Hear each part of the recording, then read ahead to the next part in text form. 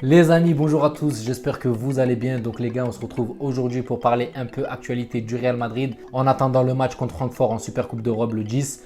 Donc voilà, on a le temps de voir un petit peu l'actualité. Et on va commencer directement les gars avec Eduardo Camavinga. Donc les gars, Camavinga se serait entretenu avec Carlo Ancelotti. Ils ont parlé de la saison à venir, de ce qu'il attendait de lui.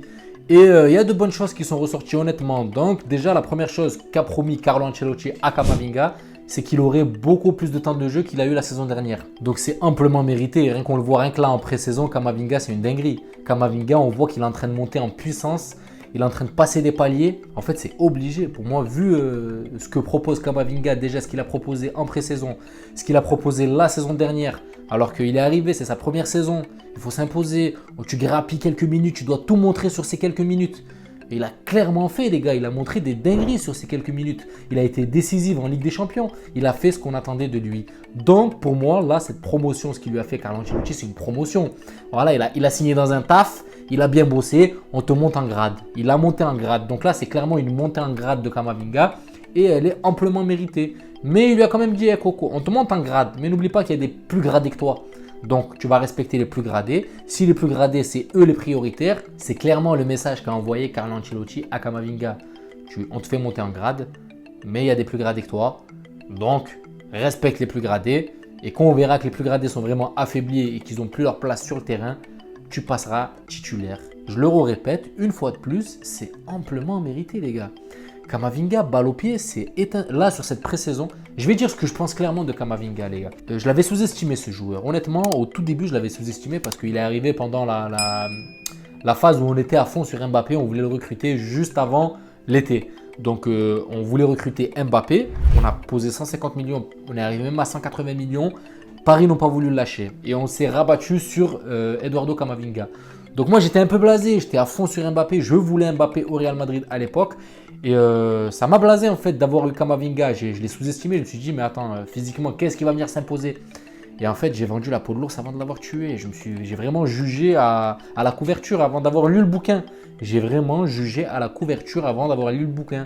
Je me suis dit physiquement il est tout sec et tout, il va galérer. Mais ça les gars c'est vraiment la chose qu'il ne faut pas se dire parce qu'il s'est imposé bien comme il faut. Pour être le remplaçant de Kroos et tenir son poste autant que lui, bien géré, il faut le faire. Et il l'a fait. Donc j'ai pris un karma dans la gueule, j'ai ouvert ma gueule un peu trop tôt et je l'ai eu en plein face quand j'ai vu Camavinga jouer, notamment dans ses entrées en Ligue des Champions. C'est tout à fait mérité et je lui souhaite vraiment de s'imposer dans ce milieu du Real Madrid parce qu'il le mérite clairement. C'est un bosseur et on voit que c'est un bosseur et il mérite Camavinga. Les amis, la direction du Real Madrid vient de se rendre compte qu'en fait, si on n'a pas Karim Benzema en neuf, on est dans la merde. Donc, il vient de capter qu'en fait, il faut investir sur une doublure de Cabernet parce qu'en plus de ça, c'est qu'il y a une Coupe du Monde cette année, les gars. Et elle est là dans 2 mois. Donc les joueurs, ils vont revenir. Ça va peser sur les organismes. Ils vont être claqués. Et là, ils viennent de cogiter, se dire, ah, il nous faudrait peut-être quelqu'un pour remplacer Karim Benzema quand il va revenir de la Coupe du Monde. Alors que ça fait quand même un moment qu'on le voit que quand Cabernet, il n'est pas là, ça pèse. On le sent. C'est pas le même jeu. C'est pas la même chose. Ça se remarque. Donc, Perez vient de cogiter à ça. Et il y a une checklist qui a été sortie de 5 joueurs. Edinson Cavani, Edin Dzeko, Benjamin Sesko, un joueur de Salzbourg que j'avais entendu parler mais je ne connaissais pas plus que ça. Timo Werner de Chelsea que je connais bien et Raúl de Tomás de l'Espagnol Barcelone que pareil j'ai suivi. Donc je vais donner mon avis sur ces joueurs et vraiment ce que le Real, ce qui serait bon pour le Real et ce qui serait pas bon pour le Real. Cavani et Dzeko, les gars, il y en a un qui a 36 ans, l'autre qui en a 34 qui va faire ses 35.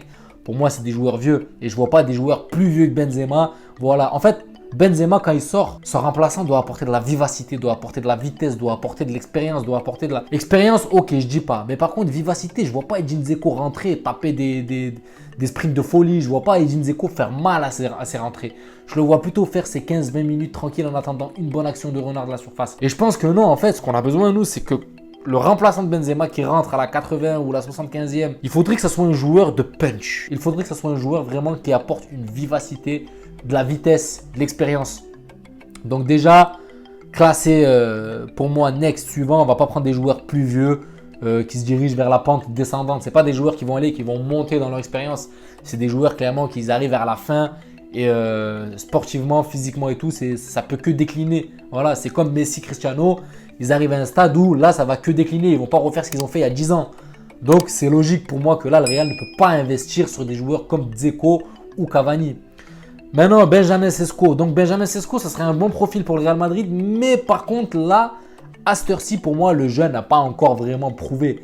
Il est dans le, voilà, il est dans le game. Il parle de lui comme si c'était le futur Haaland. Voilà, de ce qu'il se dit. Tu ne juges pas un futur Haaland sur un an, déjà de une. Et pour moi, le boy n'a pas encore assez prouvé pour dire que c'est le futur Haaland. On sent de la capacité, on sent. J'ai regardé un peu les gars des vidéos montage. Hein. J'ai pas regardé de match de ce joueur-là que je connaissais pas. Je suis pas un suiveur de Salzbourg. Mais bon, quand j'ai entendu parler que le Real s'intéressait à ce joueur-là, je suis parti un peu checker et voir ce qu'il vaut.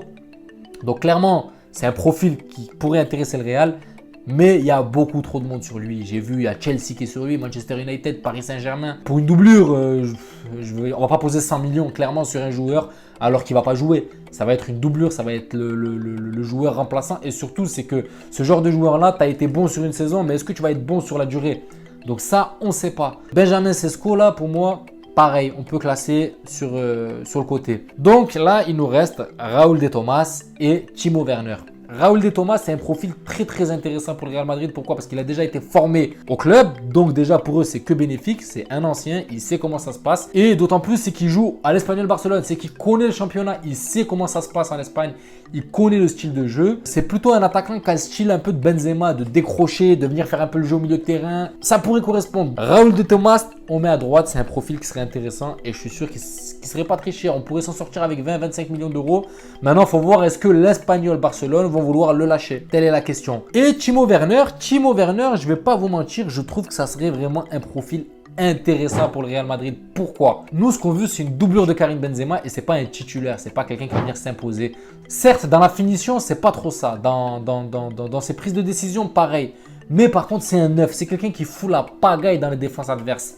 Et c'est un joueur extrêmement rapide et c'est de ce profil-là qu'on a besoin. Les ailiers peuvent lui donner des bons ballons qui peut finir. En fait, il a juste besoin d'apprendre à finir. Il a besoin d'apprendre à terminer devant le but. Comme l'a appris Vinicius. Donc, il peut lui donner des conseils. Mais par contre, Timo Werner, du moment où il va apprendre à être décisif devant les barres, ça va être un poison parce qu'il fait mal aux défenses en fait. Il est là, il perturbe, c'est un poison. Au-delà qu'il n'a pas trop de finition ou qui ne sait pas terminer, c'est un poison. Et l'autre qualité vraiment, c'est sa vivacité. Il est super rapide et il est vif. Donc Timo Werner, honnêtement les gars, pour moi, c'est pas un joueur à négliger. C'est un joueur qui pourrait potentiellement avoir sa place en tant que doublure de Karim Benzema. Après, je dis pas, Raúl de Tomás, c'est mieux. Mais si Raúl de Tomás ne se concrétise pas, Timo Werner, pour moi, n'est pas un mauvais profil pour le Real Madrid. Ça reste mon point de vue, les gars. Vous me direz ce que vous en pensez. Mais moi, franchement, je pense que il peut faire quelque chose au Real, ce joueur. Ça n'a pas marché à Chelsea. Après, il y a de la concurrence. Il n'a pas ces joueurs de champ qu'on a, nous, en fait, qui peuvent lui donner des caviars. Et il va venir, il va s'imposer. Il va avoir les conseils de Karim Benzema. Vinicius va lui donner des ballons. Je pense qu'il y a moyen vraiment que Timo Werner fasse quelque chose avec le Real Madrid. Donc, Pérez, bonne idée Timo Werner. Et franchement, c'est un nom à surligner dans la checklist. Je dis la vérité, je pense vraiment que c'est un nom à surligner en rouge dans la checklist avec Raúl de Tomás. Voilà la famille, c'était un petit peu pour faire le tour de ce qui se passe aujourd'hui. J'espère que la vidéo vous a plu. N'hésitez pas à vous abonner, ça donne de la force à la chaîne. Et à liker si le contenu vous plaît. Et je vous dis à la prochaine vidéo, je pense qu'il sera pour le débrief contre Francfort. Prenez soin de vous la famille et je vous dis à la prochaine.